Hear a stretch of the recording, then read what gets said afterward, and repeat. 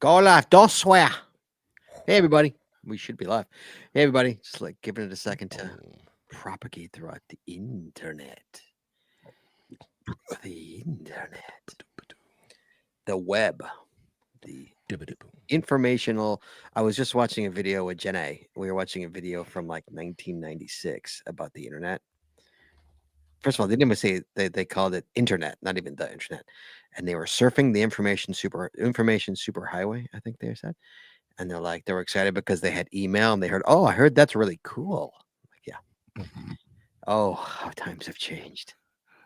He's like, a web page. What's that? It's really fun. The World Wide Web. It was literally from like 96. It was amazing. It's so good. Oh, those days. Those are BBS days. Oh, that web 1.0 was the best, man. Using Mosaic as a search engine. Oh no, I used web crawler. Remember web crawler? Oh man. This was Mosaic. Well, 1994 Mosaic was before web crawler, Man, and then we got Alta Mosaic was the good Vista. one. Alta Vista, S Jeeves. Oh, throw yeah, some yeah. of those, yeah. Yep. Yeah, let's show our age. MapQuest. MapQuest. Yahoo Maps. Download that thing for 30 pages.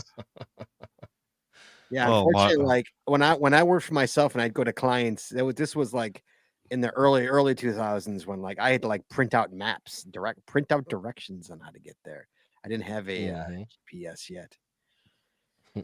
Even though Bill Clinton turned it on yet, they were still stupid expensive. So I hadn't gotten one yet. Yeah.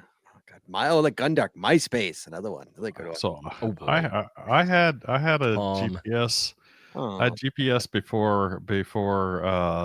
before it got turned on, and it was a serial port, one that plugged into the serial port of a laptop and used Rand McNally CDs. Oh yes, two Rand CDs. McNally CDs. Oh, absolutely.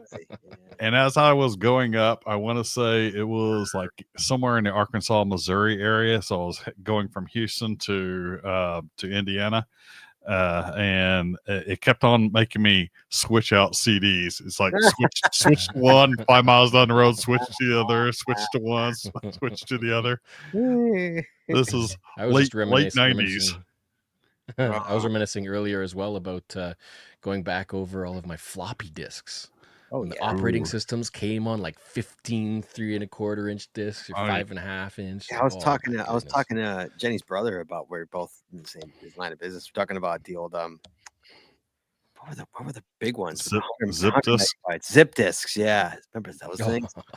Those were the best. Those were, I mean, when those came out, so for anybody who was a designer or developer or anything in that market, oh my, that was like a game changer. I got my zip drive. 100 megabytes. Thumb drives. 120. Oh man, that was like heaven. I remember going when I worked for a design firm in the early 2000s.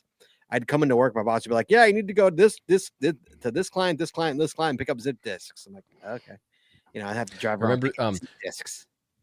Or taking the risk and formatting discs farther than the recommended amount. Try to get as much data out of it as possible. Oh man, yeah. It's just a good time. Such a good time. Now it all sucks. It all just internet was ruined. Totally ruined. Ruined. It was so much fun. Anyway, sorry guys. We were down a rabbit hole. We went live. Sorry about Squirrel. that. We got Geoff on the show tonight talking about card games, geocaching card games. Geoff is the king of the geocaching card games. Geoff, you stay right there. We're gonna bring you back, okay? You stay right there. I'm throwing you on mute. Don't move. Don't move. The rest assured they can see you though. They can see you, so don't pick your nose. All right, guys. Okay, you can move now. All right, guys. We got Geoff on the show. We got Geoff Cash Line on the show tonight.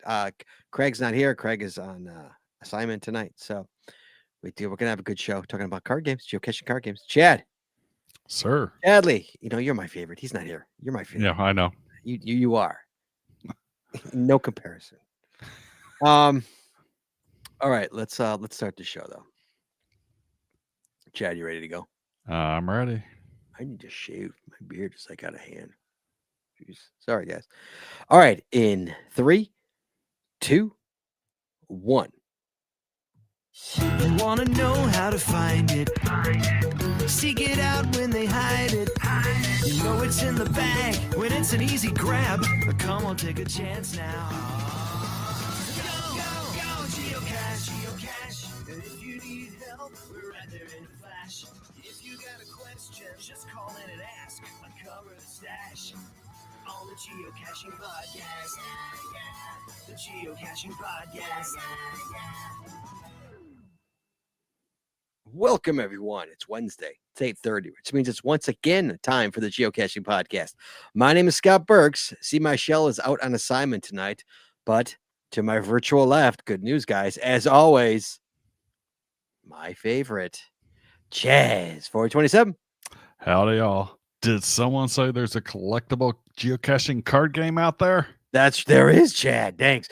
Guys, tonight's episode 885, recorded live on October 22nd, 7th, October 22nd, 2025, is a new collectible geocaching card game. Cash line. Phone lines are not open, guys, tonight. Sorry, Craig's not here, so no phone lines tonight. But hey, you want to ask a question, you can in the chat room. You just ask a question. We'll start. We'll ask Geoff right on the show. But in the meantime, Chad, before we get to the show tonight, we got to talk about the Patreon, Chad. The Patreon. Yes, sir. Got to pay those bills. Thank you. Yes, we do, Chad. Just guys, there's two ways you can help us out. One, you go to PayPal. That's PayPal.me/the Geocaching Podcast. You make a one-time donation, or Chadley, Or you join the Patreon. oh, you get anything with that? You do. You get extra audio, extra video, only available to Patreon members. You get stickers and coins and pat tags and pins. You get that patron only show end of the year giveaway. We're giving away, guys. It is creeping up. It's in like less than 2 months. It's around 2 months away, Chad. 2 months away. The patron only giveaway show. We got so much stuff to give away. I got so much stuff, and it's gonna be good stuff this year. It's a lot of coins. Guys, you're gonna love it. You can't wait. Guys, you want to get in on this? If you want, tiers start as low as $5 a month. You can help us out. Really appreciate it. The show costs a lot of money. Guys, you want to join, you go to patreon.com. That's patreon.com/the Geocaching Podcast. Promotional consideration paid for by the following. Tonight's show is brought to you by Cachly. Cachly is an advanced geocaching app for iOS. It features powerful online and offline features, including filtered searches, offline maps, and offline saving of caches. Cachly has hundreds of advanced features that will make your geocaching experience just that much better. Get more info at cachly.com. That's CACHLY.com. And it's also sponsored by Logwork. Logwork are the creators of the fantastic logbook, made with genuine write in the rain paper. The logbook designed for the micro containers of the present and future, geared towards the hider who would rather go cache and do cache maintenance. Find them at logwork.com. That's LOGWERK.com. It's also brought to you by FTF Geocacher Magazine. FTF Geocacher is the magazine for geocachers written by geocachers.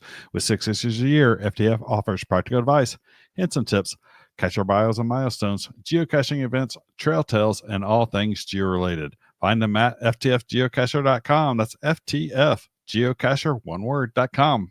And by Freeze Tag. Freeze Tag is a leading creator of location-based games for mobile devices. For geocaching enthusiasts, Freeze Tag offers even more ways to explore the world around you. Create interactive scavenger hunts for your next event using Eventsy. Develop city-wide explorations with Town Trek, or show off your artistic skills with the Painted Rocks app. There's a Freeze Tag game for every kind of explorer. Learn more at freezetag.com. That's FREEZETAG.com. And before I get into this next one, I want to say thank you, Jim.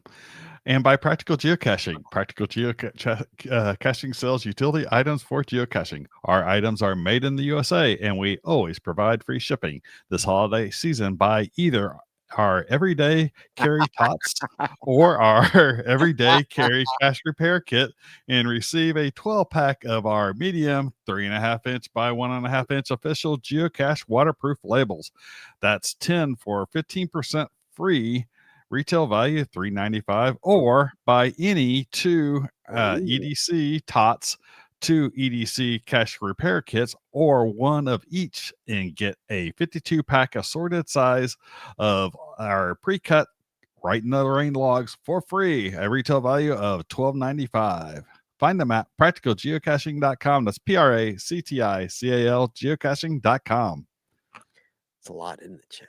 Yes, it is. It's a lot. I do that And you got to focus on it too. every week. I know it doesn't roll off the tongue at all. No. I know. You can write it, doesn't mean you could. To quote Harrison Ford, just because you write it doesn't mean you could say it. And by Arctic Crafted. Arctic Crafted creates unique geocaching theme teams and custom designs for you or your geocaching group, with adult sizes ranging from small to 5XL. If you have an idea for a shirt design and cannot find it, you've come to the right place. Give them the opportunity to show you how they can enhance your caching experience with your own custom design. Visit them at artedcrafted.com. That's ARTEDCRAFTED, right? That's about right. .com. Close enough. And by pattags.com for all your swag and pat tag needs. Visit our website to get creative help, to trade or log tags, or to purchase your own personalized pat tags. With over 50,000 tags to collect, pattags.com is everything you need to start your pat tag or flash tag obsession. Visit them at pattags.com. That's PATHTAGS.com. Time for that one. Oh, look, it's back to me. And by GeoGo. Go caching with GeoGo, the geocaching app for Android that includes a wearable player, trackable scanner, companion watch app, and county finds database. If you're an advanced geocacher, GeoGo helps with powerful features like nearby cache notifications, optimized routes, offline bulk mode, bulk light TV logging, and much more. Learn more by visiting them at geogo.com. That's GEOOH-GO.com. And finally, by Cashcraft. Cashcraft builds handmade geocaches, including their devious railroad spike geocache made from an actual railroad spike, as well as gadget caches, geocaching supplies, and other goodies. October is their 1-year anniversary of being a geocache podcast sponsor. Oh, Yeah. As a thank you, take 15% off your order through October 31st. The spooky day with the code GCPC 2025. Shop online at Cashcraft Wow. Cashcraft NJ. That's CACHECRAFTNJ.com. Okay, I'm just gonna say the important part. As a thank you, October is their 1-year anniversary. Congratulations, that's amazing. Way to go, a year. It's our first year is the hardest. But as a thank you, take 15% off your order through October 31st with the code GCPC 2025. That's at Cashcraft, guys. Cashcraftnj.com. Did I not say that? Except You for did, but I inserted just wanted- spooky day. You just spit all over it, so I just wanted to get it clear. Okay. That's hey, you know what? People can save money, and we want them to save money. 15% off. That's GCPC 2025 Yeah. for 15% off. And as always, Chad, you can find links to our sponsors on our website Or in our show notes. in our show notes, guys. In our show notes. Guys, for the news, I'm going to bring in tonight's on the episode tonight. We have Geoff from Cash Line. Geoff, hello, sir. Welcome to the show. Applause. Hello. Thank you for having me. I'm glad to be here. Thanks. Okay, I'm just bringing you in for the news. That's all. In case you have any comments or questions or anything. Chadley, Arctic Crafted. Okay, just for the record, Arctic Crafted, also free shipping all month. So we've got, guys, our sponsors are the best. Let's start this out. Cashcraft, the whole month of October, which is another week and a half. Okay, 15% off. GCPC 2025, 15% off. Or Arctic Crafted t-shirts. You know, everybody knows Arctic Crafted. Guys, free shipping all month of October using the code GCPC. So, Cashcraft, GCPC 2025, Arctic Crafted, GCPC. Guys, 15% off, free shipping. You can't go wrong with that. Gotta love it. Love it. You can sit there and while you're handing out candy, put your order in. Be ordering stuff. Hey, you know what? Tell them the GCPC sent you too. Tell them. Let them know. Tell them, hey, you know what? We appreciate your sponsorship. Chadley, how about I was like looking at something in my geocaching app the other day, and I noticed new treasures dropped. Yep. Or a new treasure drop. Yeah. I told Chad had no clue. No clue. Chadley. Chad's like, really? New treasure trap? I'm like, yeah. Look, he's like, yeah. What is it I, called? I was looking at it like 2 days ago, and I didn't see it. So Something with a bird. Something with it. Something about a bird. plus bird watching. Yeah. Some So you need to get a traditional or a letterbox hybrid well, that has at easy. least one favorite point. That's the only and criteria. no. It has scenic view. Has to have scenic view. It has to have scenic view. Yeah. As an attribute. Ooh, attribute scenic view. Oh, yeah. Scenic view. Ooh, That changes things now, doesn't it? Oh, yes. yes, it does. Ooh, yes. Hey, Jeff, Yes. how many of those do you have? Are you doing the treasures? Are you just like letting them happen as they happen? What are you doing? Letting them happen as they happen. I see them pop up occasionally. Like, Pretty much look every what time I got log something, Hey there's now, look at that. Hey now. Yeah. So you're just letting it happen as it That's- happens. I actually just caught up on logging about a month of logs, which came to about 10 logs. Mostly events. Mostly events. Okay. That's all the news we got. No email tonight, guys. So shame on everybody for not sending us email. But Chad, before we get to the show, we got to talk about ET Highway. Guys, we are like a month out, just about a month. We've been planning this since January. A month and 2 days. Since January, we've been planning this. We are almost a month out. Guys, the flash tags are in. They look amazing. Whatever there. The stamps are in. They look amazing. And I've put all these in our Turkey Trot chat Facebook group, which none of you are part of unless you're actually going on a trip. And Chad actually got something. Chad got something from Practical Geocaching. Practical Geocaching sponsored all of our logs because, I have to replace a buttload of logs when using on the DT Highway. So he gave us, Chad's showing us right now for anybody who's watching live. Chad is showing the Geocaching podcast ET Turkey Trot logs with the ET Turkey focus. ET Turkey Trot logo. Yeah. And the t-shirts are on their way to Chad. T-shirts are coming to you for compliments of Art of Crafted and pathtags.com. So, guys, it's it's happening. Chad, it's happening. It's happening. It's gonna happen, guys. I mean, over 30 participants, 9 cars doing the ET Highway. Are you And gonna Jeff- all in one shot? Assuming we have air traffic controllers. Jeff's got a family now, so Jeff can't be a part of it. Jeff's like a I've wife. already done it. I've done the ET. I wish you all the Have you best. done the You can do it again. Do it again. Skippy's doing it I would. again. Skippy's doing it again. Dude, come on. Skippy's doing it again. We actually have, so my group, we actually placed one at the end because people tend to place one at the end when they're done just to keep it going. Yeah. So Right. we have one. Yeah. I have it on. Yeah, I noted that and in a bunch of other cachers that I know, just seeing them, the different names. It's like the vast majority of the ones that have placed them on the end. I know the individuals. So you're saying we have to place one? Is that what you're saying? We got to place one at the end of it? I think I'm going to at least place one. Can we do a GCPC one, or do we? Have We to could do a GCP. We could just do a Chad GCPC one. I'll place it and we'll put it under GCPC. Okay. Thank you. I appreciate you. Yeah, because I don't want the emails. So by all means, you take the emails. I don't want them. No, it's no problem. I could turn off the notification if I want. So anyway, welcome Geoff to the show. Geoff has, guys, it's like it goes so far back, Geoff, with all of the extra things you do. So I know that you did the coin thing. I've got it up here. It's in here. It's right in here. Nice. And it's an amazing coin. And I got the path tag up here at the cash line path tag. Talk to me. So you've got the floor is yours, kid. Like, talk to me about this card game. First of all, you had a card game and then you've expanded on it, correct? Am I understanding? So yeah, there was an initial idea.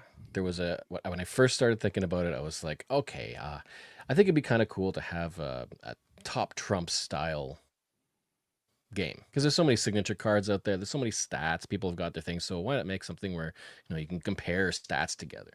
And it started off that way, and then it got more and more complicated, and then I hit the reboot button, and now we're to where I'm at now.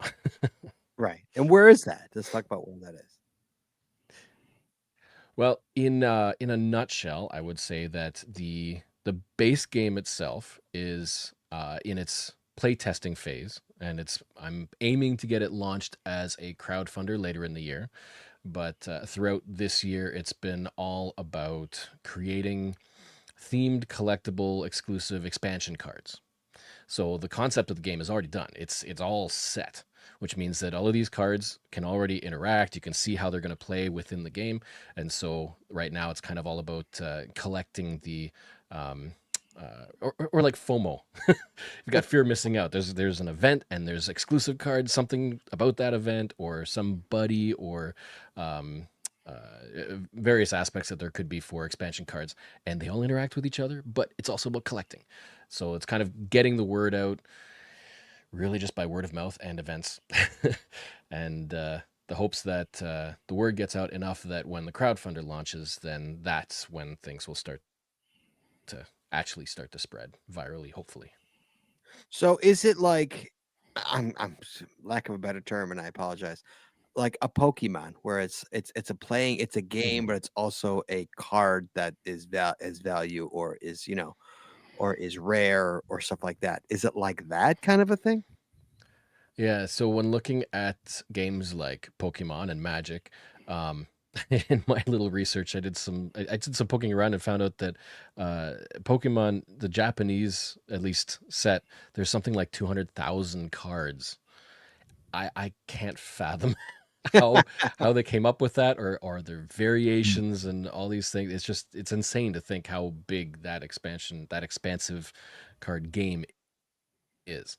So I think in concept, it's open ended, which means there can be as many cards as people can conceive, and it just keeps going and going and going. Okay. The idea behind that kind of game is that depending on which game, but generally speaking, you have your collection of cards and you would choose the ones that you want to play with, and then you play the game. So you could have thousands of cards, but you know that you want to play with these small sets or these individual cards, that work well together, and then you can strategize how you want to play and then play that way. So So is it, no, go ahead. so is it more like Magic then? Is it more like Magic the Gathering? To my I'm trying to understanding, equate, I'm trying to equate it to something like so people right. understand. So to my Right. understanding, the trading card game is like a TCG, they call it, is the concept is fairly open. The way that I understand it is that you could look at it like there's a whole bunch of cards and you read top to bottom. If you play any kind of tabletop card games, that's generally how they work. There's Dominion, which is another favorite of mine, and I like to tell people, like, when you play Dominion, people sit for 10 minutes at the beginning of the game reading over all the cards that are on the table so that they understand what's there top to bottom, how they interact, and then kind of coming up with a strategy of how you want to play. So it's similar type of thing when you're in a TCG with all these cards and these variations. There's a base rule set, but the gameplay and the strategy is all defined by what is on the cards that you choose to play with. So Okay. it's simplistic in the sense that there's not a lot of general rules, but it's complex in the sense that there are so many cards. Right. And understanding how they interact it's just through the roof. So I know that at not West Bend, excuse me, at Midwest Geobash, excuse me, you actually you were there. I was not, but I know that you also had it because I remember seeing on the list was like Jeff's going to be doing a card game and anyone wants to join. I totally would have been there if I was there, like just to see what it was. But like, talk to me about how that went, what you learned from that. Like, what did you learn from that? Was that your first table reading? Like, actually, people playing the game? That was actually the first time that I had run a live in-person playtest. I had done a couple of updates to Cash Line patrons, so exclusive live videos of how the game was progressing. But this was the first public in-person live playtest with some people. So it was very helpful. There was a good range of people. We had 6 people, so it was kind of you encourage people to come and join who will be helpful in some way. In other words, not people who are like, I don't like this word. This is dumb. I'm gonna go. That's not Right, helpful. right. Right. So either people who have done playtesting before, who know how to constructively criticize or offer ideas or what works or what doesn't, or people who are willing to potentially have a difficult time, because then you can learn from them. Okay, if it was difficult then you can adjust things in the game to make it easier for people like them. So you want that kind of range of players. And so we had 6, and it was a good range, and lots of great feedback. There was one guy there who was much more of a TCG player, like Magic and Pokemon, so he had a lot of experience there, and so he had a lot of input, and he was very positive about it. He loved the idea, and how things are they're moving forward, which is really good. So yeah, anytime there's any kind of even just personal play tests, every time I played just myself solo, just to see how things interact and whether something feels like it takes a little long or too short, like that's all part of the play testing, is tweaking those little base rules to try to make the game a little more, to flow a little better, to make a little more sense, that sort of thing. Yeah, nice. Okay, and so did it go? It went well. So you're saying it went well. That's good. Yep. People understood. And those events, like whenever I do a playtest like that, I came away that day with a full 8.5 by 11 just loaded with notes. It's like, well, if I had recorded the session. I mean, the game. I'm assuming the game is not live yet, right? Is the game? Can people purchase the game right now? It's not live for purchase yet. No, it's so it's in the playtest. Like this right here. This is the playtest deck, the deck that I play with. Right. These are all the cards so far in the base game. So when I say it's in playtesting, it's wait for audio people. How many cards is that? He's holding a lot of cards. Probably something like 150, somewhere around there, roughly, maybe. 150. It's about 1, 2, 3, 4 inches stack of cards. And that's a variety of card types all within the game. And let's talk about the card types. Let's talk about how are you working this into geocaching? What can be it? What is a card? Like, talk to me about a card. How does that work? So to jump back a bit, going back to the top trumps concept, I started off thinking, okay, we can compare adventure or like geocaches or adventurers, and they had stats, but I'm like, okay, we could have geocaches as well. So, but if we have geocaches and adventurers, they don't necessarily have the same stats. So maybe there's some other rule mechanic so that if geocache comes up and an adventurer comes up, then the adventurer trumps the geocache because you're finding the geocache. And then came into trackable items. So you get trackable cards and signature cards for that with their own stats, like distance traveled and stuff like that. And so they don't directly compare. But then they had an interaction. So trackables go into geocaches. So a geocache would trump a trackable, and then an adventurer would trump a trackable. And then you get these different, and it got super complex with all the intricate little rules between all the cards. And I was like, okay, I had a little rule sheet that had all the dynamics of the different types of cards and how they interact with each other. It was just like, nobody's going to memorize this. It's a memorizing rule sheet. There's no, right. It doesn't like make sense, right? Like if you're a geocacher, it kind of makes sense, but you'd have to memorize all of those interactions. So it's like, okay, rebooting. And so now it became a matter of basically taking the geocaching hobby and put it to a tabletop. So we still have the adventurers, the geocachers. We have geocaches.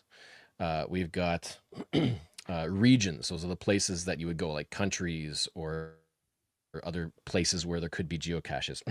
And then you've got what are now called travelers, so trackable items. Travel Bug is a trademark name, so they're travelers. And there's also properties or attributes, things that you can modify geocaches, like special tool required or certain qualifications in order to find it, high difficulty, things like that. And then there's hazards. That's the fun one. So the hazards is the things to overcome in the game. And then there's also events that can pop up. So things like happening that are kind of one-off things that alter the gameplay. And oh yeah, and of course the swag, the stuff that goes into geocaches. Yeah. So those are the generic card types. Generic and types. Okay. Yes. So within those card types, there's lots of other things. If you read any card top to bottom, then you can see how it interacts with other cards. Whether it's, say, let's see if I have an example here. There's some adventure. So, okay, well, it'll be hard to find one, but so yeah, the cards interact with each other, and so if you read top to bottom, you get a little bit of backstory about what's on the card, and then you get the instructions. And if you read the instructions, then it's straightforward. It says, in order to play this, you've got to pay this amount of stars or this amount of value cards or discards in order to play a card, or how this card, if it's in play, interacts with some other action. But it starts to sound complicated. But the general idea, if you're a geocacher, is it should make sense. You're basically creating an adventure or a road trip. You're planning locations to go to, so your regions and which geocaches to find, and you can plan those geocaches. So like say you want to find a traditional, but you want to find a traditional that requires a tree climb. So you'd put a tree climb attribute on that geocache as you're laying out your adventure. And then you can put trackables in there, travelers, and you can put swag in there. There are some limitations, like a travel bug or a trackable hotel, traveler hotel geocache can have up to 5 travelers in it, where generally a normal geocache that's physical container would have 1. So there's some limitations, some generalized rules for how the cards work, but the concept of travelers moving between geocaches, or you want to have swag inside a cache so that when it's found, you can trade up or even. So you kind of buy the swag when you find the cache. You can trade up or even to collect the swag for your own collection. The collection you get Cards have. So you get the Yes. Okay, so hold on. Let's take a step back. I am not a card player. Chad, I'm assuming you're not as well. I haven't done it in about 30 years. Okay, so that's a no. So no. So when you say collect cards, so if you're playing against other people, so again, I'm a total newbie. I'm assuming a lot of people listening to this are newbies as well. So if I have a deck of cards. I have a deck of 30 so cards. I'm playing a game with a person, with somebody, so with Chad across from me. Okay. Again, guys, I have no idea how to play this game. I have no idea how this works. I am total newbie to this. So we play the game, and if I'm collecting cards from him, do I get to keep his cards, or do I have to give them back to him at the end of the game? So this is the fun part of playtesting. So figuring out with a game like this, geocaching can be a solo game. It can be like a hobby that's solo. It can be a group thing. Sure. You could compete if you really want to in real geocaching. Or you could just be okay. So you don't have to. It's not in the rules. Right. So the question in the playtesting is, can we have variations of the game? So the good question was in chat there. Will it be a solo game? It can be a solo game. So if you play it solo, you'd be trying to find as many as possible, get a high score. There is an antagonist, which I'm sure we'll get to soon. So you can play in a solo game against the game. So you're trying not to lose, you're trying to beat the game. And then if you play cooperatively and you play together, you're all trying to beat the game. Or you can play competitively, where you're trying to get the highest score, try to beat each other. And so, like, I've never been one as much for competitive board games. I like the cooperative aspect of games, but that option is there. So now your question about whether you can come everybody with your own decks, that's part of the play testing again. It would be good to have that, because yes, I would love to be able to have my cards and say, I have an idea of a strategy based on what I know that I have. These cards or these card sets, these themed collections work well together. So I'm going to form my deck that I want to play with, and then play against other people with their decks, their strategies. So like somebody might have just picked up the base game and doesn't have any expansion cards. They could play with the base game. I could have 2,000 cards and form my own deck to play with. Then the question is, how do you play the game and not mix up your cards? Mm-hmm. So some of the mechanics, there's a couple of mechanics that do involve placing a card on somebody else's adventure. part of their game, or Hmm. vice versa. So how can that translate to a multi-deck multiplayer game? So that's part of the play testing. That's just being tweaked to see what works and what doesn't. If there's Fair enough. a rule variation that works to make that work. I Because I don't like having to try to sort out people's cards, especially if Right. they all look the same. I heard you say earlier geocachers as cards. Mhm. Did I hear that correctly? So yeah, actual. Yes. Are we talking about actual geocacher cards? Yeah. Yeah. Like a chat, like I can have a Chad So if card. you I can have a Chad. A The fizzy chat magic one. What'd you say, Chad? A fizzy magic one. I want a Chaz card. If that's the case. Yes. Well, so again, this was kind of born around the idea of signature cards, right? Like with going caching, having signature cards, you're personalized with your own stats and everything. Yeah, And I think so FTF Magazine has that as well, doesn't they? yeah, FTF Magazine. I think there's one or two others that do that as well. Mhm. And so coming up with a way to be able to create your own signature card, and not necessarily be a one-off thing, but maybe every year or so you might want to do another one to update. And so adventurers are geocachers. In the base game, generic, no-name people who have certain strengths and abilities. Like for myself, there would be one echoing my love for tree climbs. So there's a tree climber adventurer. It's no name, but they have the ability that if there's a geocache that requires tree climbing, this adventurer fulfills that qualification already. And you don't have to have the tree climbing tool. So adventurers You have... don't have to have the Todd. have Is it a Todd or is it like are Tots in the game? Yes, basically. Oh, Yeah. It gets really again complicated if you go to very specific tots tools. It's more in this case like for paddle caching, it's a paddle cache. Whether you have a boat or a kayak or a canoe doesn't really matter, or an inflatable ring. It's a paddle cache. So you have a requirement that you can do a paddle cache. Okay. For example. So same thing with a tree climb. Whether it's somebody who can climb a tree or whether it's a ladder. Who knows? Somewhere down the line, there could be something like that. So you're saying so never know. the ability is there for people to have their own. Mhm. Are you going to allow people? Yes. In the expansion, you can buy your own. Well, who's to say you're not gonna just pad your stats on your card?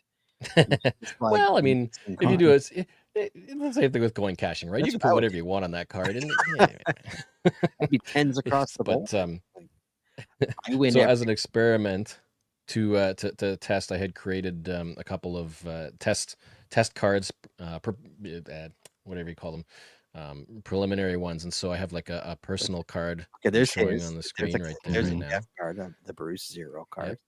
So it's got a star value. They're all generally three stars at this point, which is kind of average, but it's got attributes at the top, so the strengths, and then midway down you can put a quote, kind of like other geocacher signature cards and stuff, and you got stats, your home region. So if in my case it's Canada, there's other play mechanics with that. And then, so the adventures are kind of the more of advanced ones. So there isn't instructions about what to do, like text instructions, because there's not a lot of space. Right. So the icons kind of indicate what happens. The intent behind all this is that, yes, you can look up a card online. If you aren't sure about what an icon is, you can look up the instructions elsewhere. So you can see, like I also gave Joshua his own Joshua's got a card. card as well. Yeah. So he's on there and he's got stats and he's got abilities like vlogging and gadget caching and travel What? caching. Vlogging is it as an attribute there? So that it gives extra abilities within the game. So Right. in addition to customizing a card with your own stats, you can choose up to 3 abilities. What's your geocaching style? If it doesn't already exist, we could come up with one. But yeah, it's like for me, mine were challenge caching. I love fulfilling challenges, vlogging, and tree caching. So for challenge caching, if I get extra stars if I complete any challenges that I might do in the game. So in the full game, there are challenge cards that can come up, and that gives you a goal. So some card games have that sort of thing where what is it? The one with the trains, you got the routes that you've got to complete. It's that sort of thing. Like a challenge comes up and you know that passively you've got this challenge to complete in the game. If you complete it, then you get the points, the score for that challenge. So in this case, one of my chosen geo strengths is challenge caching. So for every challenge that I'm able to complete, Ticket to Ride, there you go, Scorpio. Great. Mhm. I get extra points for every challenge that I complete at the end of the game. So that's like how a geo strength plays into your strategy for playing the game. Interesting. But yeah, signature cards definitely, and So are there's are those coming? Those so are much those flexibility for signature. those are coming. Signature cards. Yeah, so my intent for people's signature cards is to launch along with the base game. So because that'll be a more of a big thing. Oh yeah, the other aspect of this as well is that you can have milestones. So cards themselves can be upgraded in the game. So I might have a milestone on my card at my 5,000th find, have my stats for 5,000, and then as a celebration, I create my signature card for my 5,000 milestone. Right. And then when I hit 10,000, I can create a 10,000 milestone. Some higher stats might change my abilities. But in the game, if you have a higher milestone, it's like an upgrade card. So you can swap out the old one for the new one. So there's a mechanic to having milestones as well. You want to keep coming back to make more signature cards. Scorpio Red Totally. says, will there be locations like Power Island, Mingo, or headquarters? So that's the fun part with a game like this, because when it comes to things like trademark, copyright, brands, and things like that, I need to look more into what's required to legally permit that sort of thing. So when you create a signature card for an event, it's kind of assumed that you're putting stuff on there, but you can't have copyrighted content. You can't have like a T-shirt with a logo on it. You can't put a trademark name in the text, things like that. So so when it comes to real world things, then I'll probably need to talk to somebody more well versed in law to figure out what's allowable, what has to, maybe if there's a contract or a check mark saying I agree to this or stuff like that. But generally speaking, if there's nothing protected, then it's good to go, as long as you give permission for it. There was one for Fall Fest as well, a recent event that created some custom cards for some people, and one of them said that they didn't want the card or the content to be resold or even let people know that it was made, because it was kind of a surprise thing. Mm. But generally speaking, if you buy a custom card, it's as far as you want them to go. You buy the set, you do what you want with them, nothing else will be made. And so it's entirely personal and it's your card. So that's the sort of thing that will come with a little more research into how flexible signature and personalized content can be on a game like this. So, talk to me. I know you have the what's the card game called? Dominion? Or No, which yours. card game? Your Oh, Cash Hunters. Cash Hunters. Thank you. Patch Hunters. Okay. Cash Hunters. Yes, but there's also another one. There's also another one. Is there not? What's the Not other that I know. No, I was doing some research. I was trying to find if there were other geocaching card games. Oh no, I'm talking about and- yours. For yours, aren't you putting up a subset to that? Isn't there like another? Oh, you mean so? Okay, so within this game, there are sets of cards. So I mentioned the swag cards before. Yeah. That's kind of the largest type of card right now, because there's 250 some swag cards already available. And they're out there. That's the card collection, the card type that has more of the random collectability. So Right. every booster pack of swag cards has common cards, rare, super rare. There's cards that have abilities within the game. So swag cards are cards of things you might find in geocaches. So for example, you might find an adorable ducky in a geocache. So a swag card is just an adorable little ducky. Little rubber ducky. Or adorable little ducky.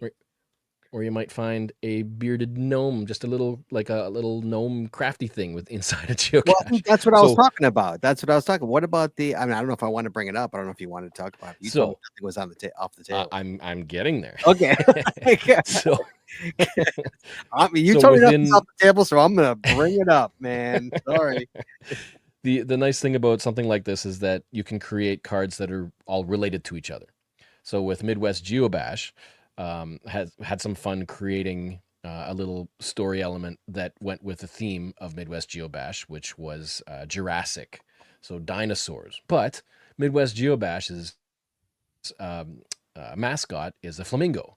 So what kind of theme can you have with flamingos and dinosaurs? So there was this fun little thing that happened where the underlying story behind all this, there's like rifts in between our reality and the cache line dimension, and it can open doorways into other parallel worlds, which leaves the door wide open for whatever you want to conceive. And so for Midwest Geobash, we got these the set of cards where there's some strange mix of flamingos and dinosaurs, or flamingosaurs. And so these things are from some other dimension, but there's DNA that's been tracked. So now there's these cards of flamingosaur DNA, and there's seven different species of flamingosaur. And these things, if you think science fiction, you've got DNA, and there's some weird aspect about them that they're attracted to each other. So this flamingosaur DNA are traveler cards. So they're like trackables, but they're traveling from cache to cache. As they're traveling, if they connect with each other, they kind of stack together. And so these 7 traveler cards, as you're playing the game, can move around, and they keep stacking and stacking. And if you get all 7 different types of flamingosaur DNA traveler cards stacked together in a cache, and you find that cache, suddenly there's this like transdimensional vortex, and it's whoosh, whoosh, whoosh, and they all merge together, create some weird creature, and you can score the cards. Because travelers, just like trackables, have goals. And so this traveler, these flamingosaur DNA goal, is that you would get all 7 of them together into one stack. And so you can score the trackables, the travelers, as completed, finish their goal. Right. So in that case, the flamingosaur booster pack has that, plus a couple of other additional cards that are themed around the Midwest Geobash. So that kind of touches on how there can be subsets of themes within the game, and how the cards interact with each other. If I remember correctly, you created some for Fall Fest too, did you not? Yes. So in Fall Fest, they have Canada. 6 mascots, Again. 6 animal mascots. And so we're thinking about, okay, how can we make something for the game around the 6 animal mascots? They're it's the first one that we had in Ontario, the first mega event of this scale, especially in Ontario. And so these mascots are basically traveling from afar. So in this case, these animals are also travelers, and they, excuse me, to help commemorate the game, we created picture frames as swag. So I don't know if you've ever found a picture frame in a cache, but it's possible in a large cache. So these are now the first customizable swag cards. So what we did for that was I partnered with Fall Fest so that people could order batches of signature swag cards where they put their own picture, their custom picture, inside the picture frame of their mascot of choice, and ordered a whole batch of those cards. So you could get anything from like 50 to 300, I think, of one animal type, or you could get a whole batch of all 6 and use 6 different pictures if you want to. But essentially you created a custom signature card for use within the game, or just for collection or trading or putting in caches, whatever you want to do with that. So there is one other benefit to that, where the game mechanics, those travelers, so those animal mascots, as they're traveling from cache to cache, will allow you to freely collect the Fall Fest frame swag cards. So instead of paying up or even, like a geocaching thing, you trade up or even for swag. Sure. Instead of doing that, those travelers will allow you from the same cache to just collect the cards for free, because they're looking for those swag cards. So that's another little bonus to that subset of themed cards. That is not what I'm talking about. There's another Okay. one coming up. There's another one coming up. There is another one, and it's already out there. And It's already out? That's not out yet. Well, it's already available. I was hoping that they would come in by the show so I could show them the physical cards, but they haven't yet. I think there was a delay from the manufacturer or something, so they might be coming in tomorrow. But so skipping over a lot of the backstory, the treasure troops, which I introduced a few years back in GeoVlogmas and Geopodmas, they have a group within the organization now called the Synonyms. They're like, That's what I'm talking about. The synonyms. Yes. that's right. They are like film buff gnomes. And we all know that the gnomes love the Geocaching International Film Festival, GIF. And so the Synonyms are part of the treasure troops. And so they work for CLHQ, Cache Line HQ. But what they're doing is they just love making movies, making films all about geocaching. So this massive group of 18 gnomes are heading out into the world, and they're travelers. They're traveling from cache to cache and just trying to collect film footage.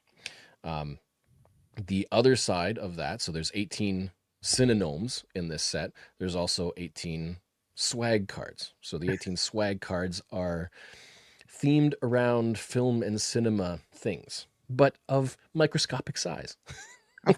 Because the gnomes are tiny. They're little like bearded garden gnomes. And so all these little tiny film related swag things you could find in caches. So that's these two types of cards.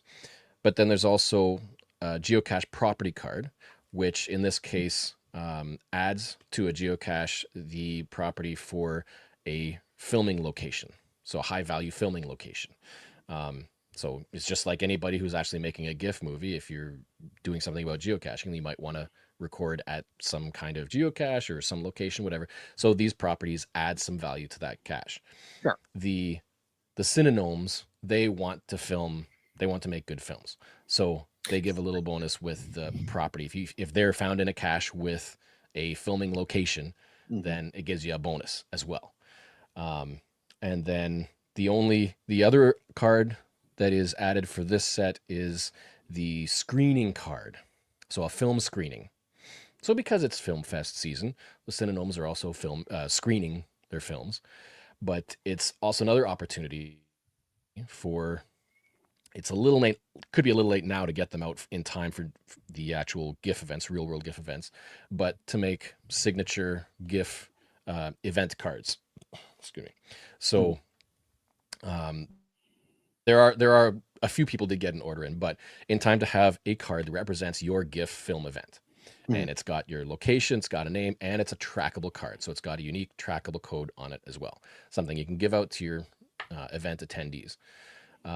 But the game mechanic for that card is it's kind of another challenge card. So if you play it to your team, it's like it's an inspiration.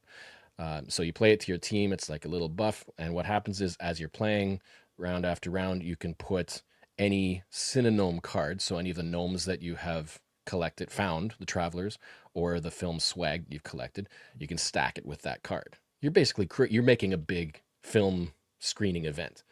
So at the end of the game, that card is worth all of the synonym cards that you've collected with it. So you're doing like a huge film screening at the end of the game. The synonym film screening. So that was another mechanic to make, and that is currently available as well.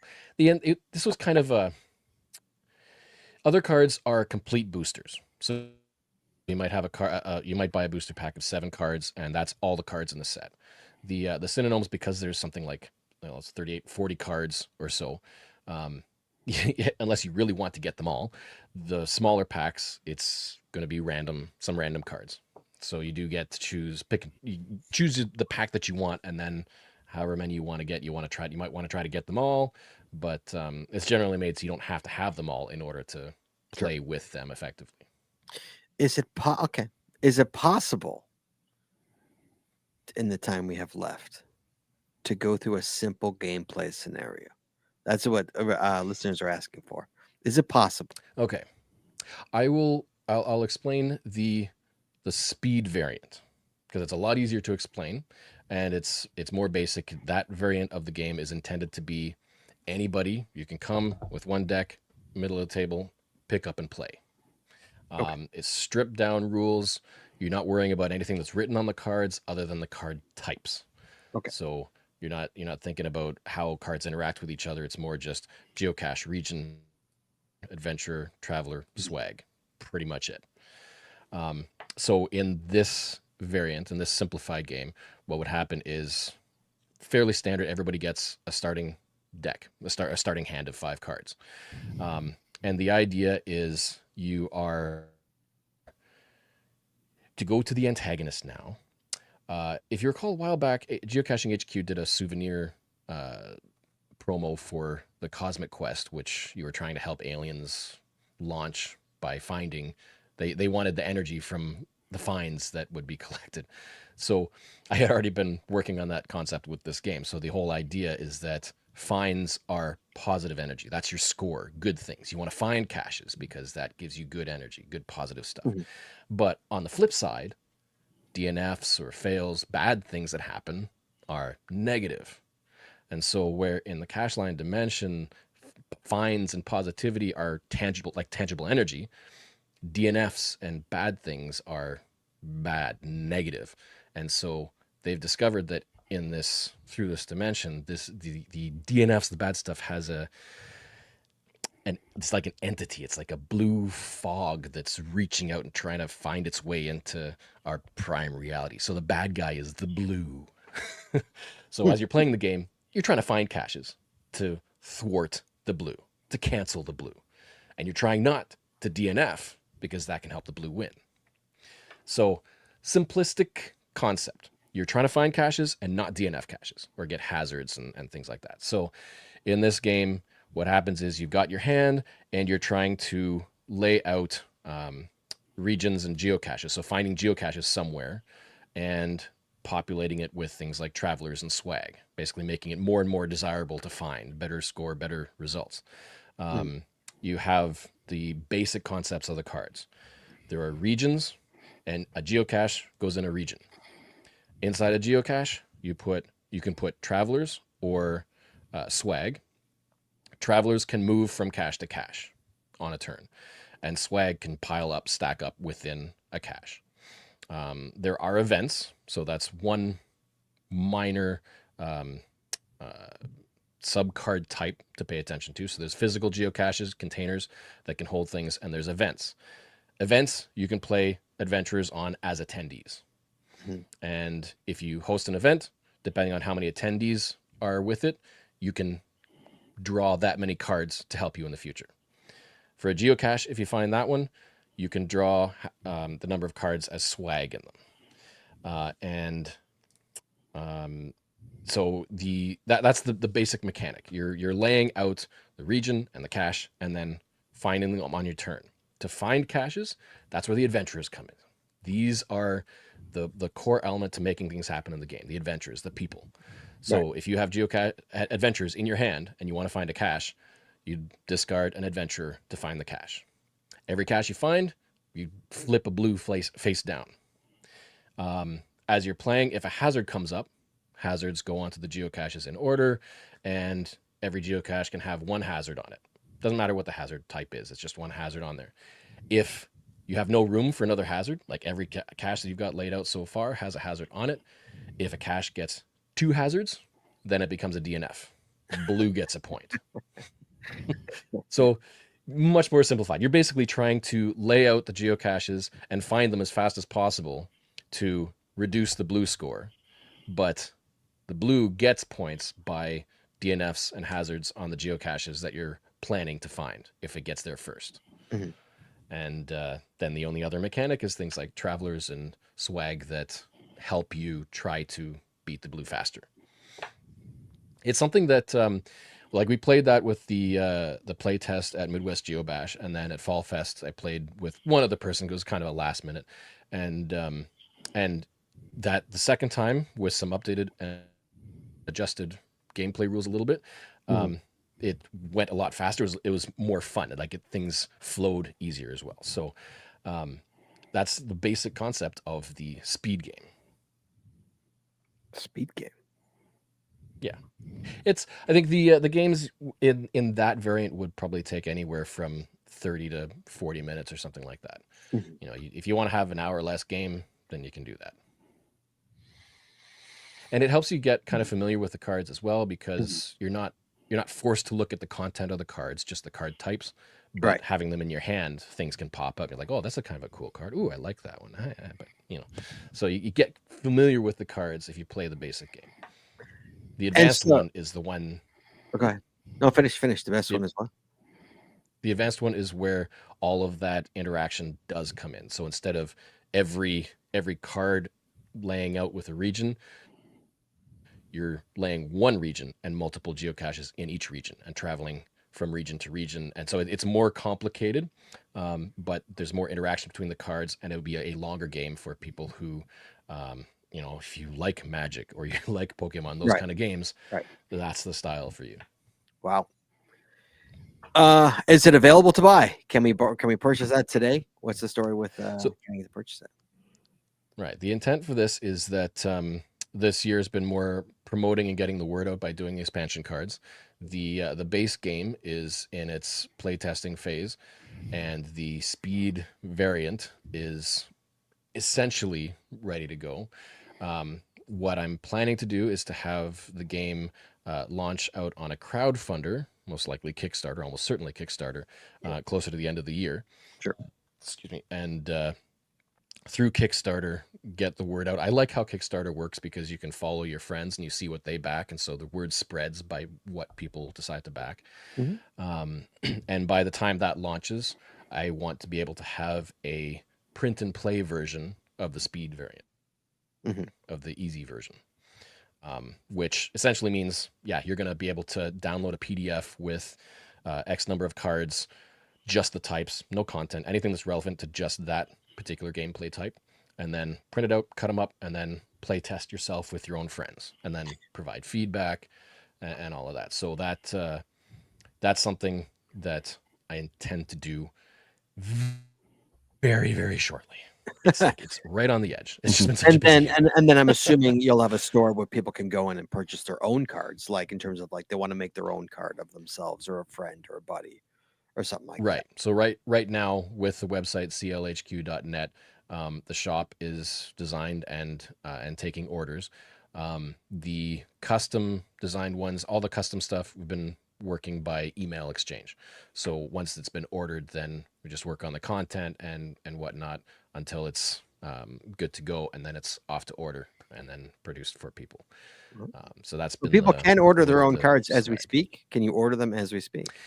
The Fall Fest custom frame swag cards, however you want to say it, are available again till the end of October, so October 31st. Interestingly, yes, it's themed around an event, but the nice thing about belonging to a game is that they're also part of the game. So even if you were never at the event or you couldn't care less about the event, there's still cards that you might want to get because they're part of the game. And if you got to have them all, then you got to have them all. Right. Sure. But those cards were also having funds go to the event to cover the costs because it was a very expensive event. So it was kind of a going splits on the funds to help make sure that the event was covered its own cost. Is there a podcast? So those card? ones are available as well. Does a podcast card exist? So they're one step backward. There is the idea of having signature cards that aren't for people. So, like mentioned, there were event cards made for events like Geo Woodstock, Midwest Geobash, Fall Fest, all themed around the event. Right. At Geo Woodstock, we partnered with Cashcraft and made a geocaching store card. So within the game, there's a geocaching store mechanic. And so there is a signature version of the geocaching store. And so if people have Cashcraft, then they have that extra bonus. So yes, absolutely, there is and can be a podcast version of a card. And I think I kind of came up with a concept. Really? Because I think geocaching podcast has this thing about being like the only live call-in show. We are. So I was wondering, I wonder if we can have like a mechanic around having people call in.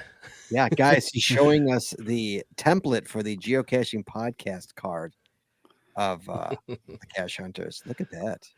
Just a very It's pretty. rough It's a pretty. rough mock-up, but idea being that when it comes up, it becomes an inspiration card, so like a little buff for your adventurer team. And so when you pay to play that into the game, then you every turn you can place an adventurer as a call-in participant to your podcast. And then There you after X number of rounds, if you manage to get rough number, but let's say you manage to get 4 adventurers stacked on your podcast card, you can flip it around so the bottom is now up, and it becomes a card that allows you to cover the full cost of one card in a geocache find. So yeah, you could have a geocache that there's like 6 cards on it, and they all bump the value and the difficulty to finding it. But one of them is like you've got to discard 4 cards and discard some like 5-star value, and you only have a hand this big. But you've got the completed podcast show card, which cancels all of that cost. Wow. And so the geocache is suddenly Yes. findable because of that. Make it a powerful So card. could very well be. Yo, guys, that could happen. It could happen. Mhm. It's a pretty card. And then that card goes back into play because it's another episode that comes up later on. It could come up again, and then you got to do another episode, get some call-ins. Every Wednesday. Except for this episode with no call-ins. No, Do a one up me show. Except for this one, no call. Cash or coffee or one up me. Yeah, one up me. There you go. Make it a one up me. Geoff, okay, so you please let us know when the Kickstarter kicks in. I will absolutely let my listeners know when that happens. And okay, can our listeners now go make cards for themselves? Is that possible? Can they do that? Can they make their personal card? The personal signature cards, Yeah. I'm aiming to launch with the base game. Because Okay. that'll be one major mechanic. Okay. The mechanic of being able to order custom swag cards is there, and with synonyms, I mean, there's no reason to end people being able to order custom event cards if they wanted to. But generally, if you're hosting a GIF event or know somebody who is, then they could order a trackable custom event card that Sure. can be discoverable by people. So those are the 2 custom type cards that are currently available. But all the other themed cards you can find on the website and the shop. There's loads of stuff still available, and some things can keep coming. I just got another batch ordered for the swag cards, and so I ordered another 25 swag booster packs, and 10 of them disappeared right away as a pre-order. So there's still 15 swag booster packs to go. There are some core people who really, really want the cards.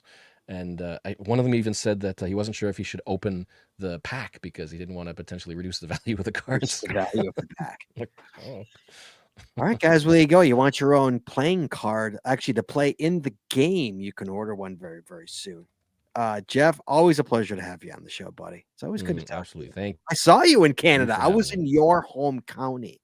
Your home country, excuse me. Your home He country. gave me a quick hug and then ran away. I know. I gave him a quick hug and ran him, but we got a picture together, which is nice. We got a picture, which is always nice. Yes. It's good to see you. You were like selling. I didn't want to like get you. I didn't want to get in your way Nice. of selling your stuff. He's Jeff's showing a foil pack of the cards. An unopened foil pack.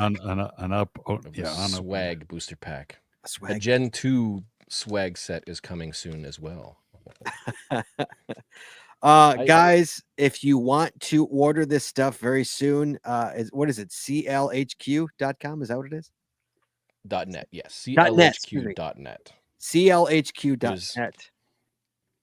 There's to quickly explain, there's a little bit of if you go there, you could call it an in-game website.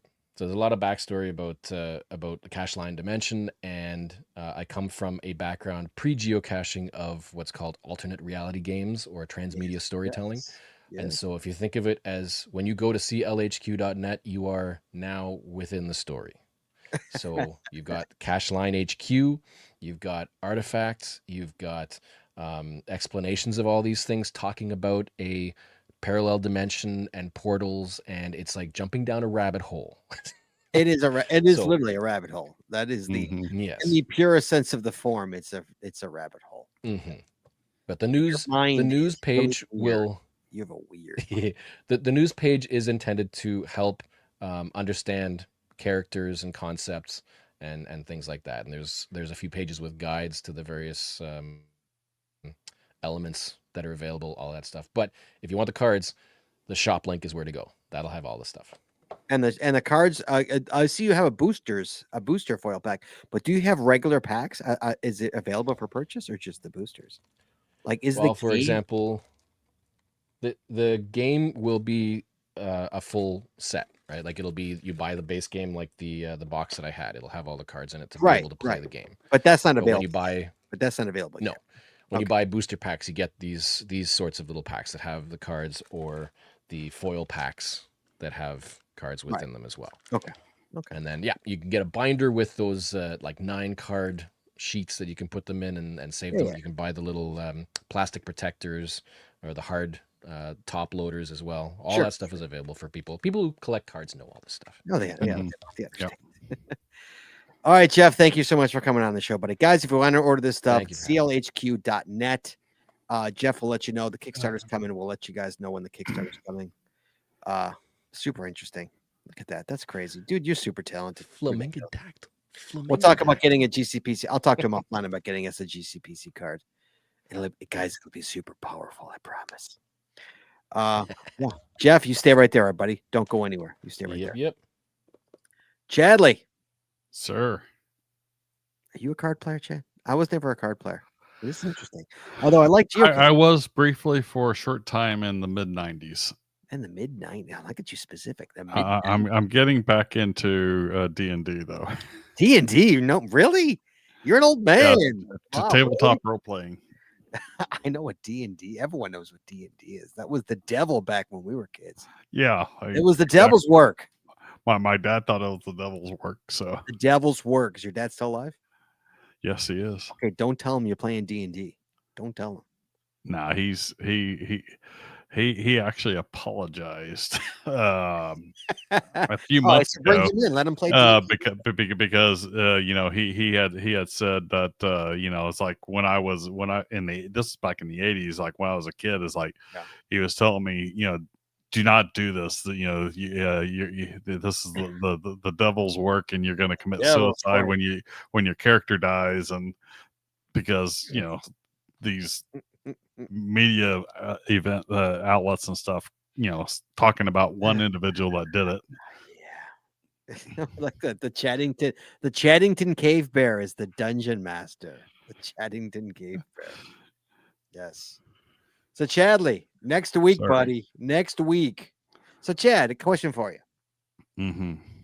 What do you prefer? Do you prefer solo caching or do you prefer group caching? Oh, I'd much rather group cache. Really? Much rather. Because you don't like to be in your own thoughts? Is that the problem, Chad? Do you have a little therapy? No, I don't have a problem with that. It's just it's more fun to go group caching, and you also tend to find things quicker and not get frustrated. I know, right?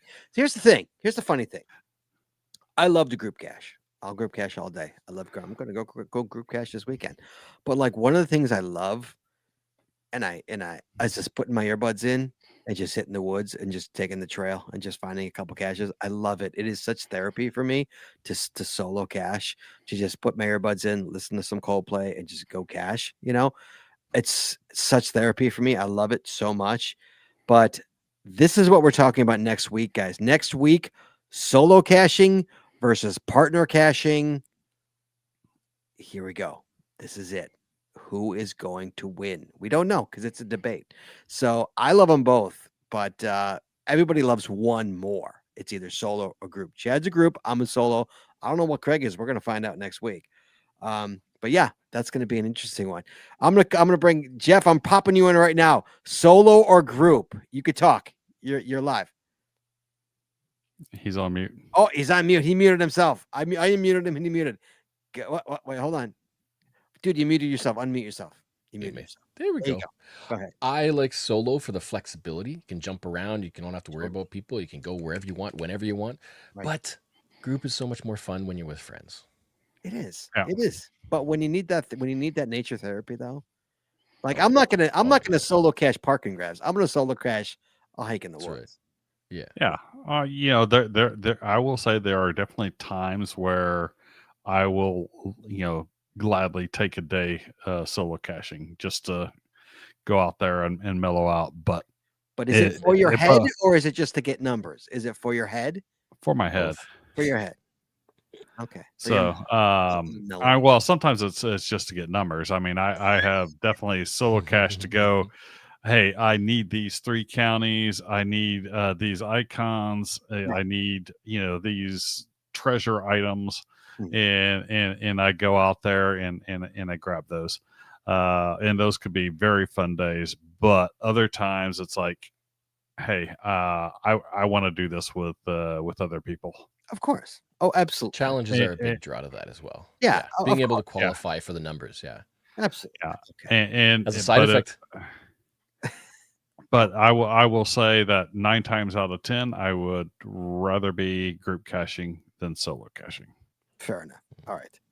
Hmm. Jeff and Tony back on mute. I was just Go ahead. Finish your thought. Finish your I was thought. just gonna say, not one side effect of all this card stuff is that I'm now thinking about Dude. how anytime I'm going out caching, it can be represented by cards. That's right. That's Because I just went to find a tree cache, and I had my adventurer card has the tree climb attribute, and so it's a good thing because it had a need maintenance card on it, and I had to fix that. I also stopped or avoided a hazard for bad weather because the clear skies came out. It's all represented in the cards. But when you start dreaming in cards, then you have a problem. That's what. Oh yeah. Mhm. So Chadley, that is next week's show: solo caching versus partner caching. It's gonna be a good one. It's gonna be fun. I know Craig will bring a lot to it. So Craig's kind of poco loco. So that's next week's show, Chad. You be good, buddy. You have a good week. Geoff, you can't talk, but thank you so much for joining us. You stay right there. Do not leave. You stay right there. Everybody, be well and be safe. Hug your loved ones. We will talk to you guys next. Hey, look, we got a new outro, by the way, with the new sponsors, Chad. I recorded it just before this episode. So, guys, we will talk to you guys next week. Please join us again every Wednesday night at 9:30 Eastern, 8:30 Central as we stream live on Facebook and YouTube. Past and present video versions of our podcast are available on our YouTube channel, and all of the audio versions are available wherever you listen to your favorite podcasts. If you prefer to watch the show live on Wednesday nights with us, please make sure to hit that subscribe or get notified button on our YouTube channel to know exactly when we go live. Thanks once again to our sponsors, Cachly, Logwork, FDF Geocacher Magazine, Freeze Tag, Practical Geocaching, Arted Crafted, PathTags.com, Cachecraft, and GeoGo. And hey, that's all we got this week. So we'll see you next week talking geocaching and taking your phone calls. And as always, be good, be safe, and hug your loved ones. Everybody have a great week. And we're clear. All right, guys. Thank you so much for joining us tonight. We're looking forward to seeing everybody next week. Thank you, guys. Everybody have a great week. We'll talk to you guys soon. Be well, be safe. Tiny Tim thanks you too. Geoff, you don't leave. We'll be right back. Guys, be well, guys. Have a good night. Bye-bye.